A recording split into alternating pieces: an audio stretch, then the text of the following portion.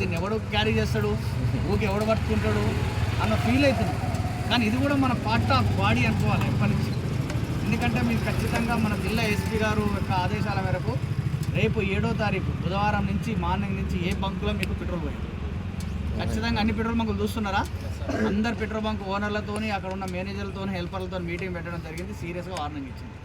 ఆయన పెట్టలేదని చెప్పేసి మీరు ఎందుకు పోయారా అని గొడవ పెట్టుకుంటే మీ మీద కేసు చేస్తాం. ప్రతి బ్యాంకులో కెమెరాలు ఉంటాయి, ఫ్లెక్సీలు ఉంటాయి ముందస్తుగా. ఏమని పెట్టినాం? హెల్మెట్ ధరించని వేళ ద్విచక్ర వాహనాలకు పెట్రోల్ పోయబడదు. ఇట్టి విషయంలో ఎవరైనా బంకు యజమానులతో కానీ పంపు గన్ వాళ్ళు ఉంటారు కదా ఆపరేటర్స్, పంపు ఆపరేటర్స్తో కానీ ఎవరైనా సూపర్వైజర్తో కానీ ఆ స్వామిని కూడా ఎవరైనా గొడవ దిగినట్లయితే కఠిన చర్యలు తీసుకుంటారు.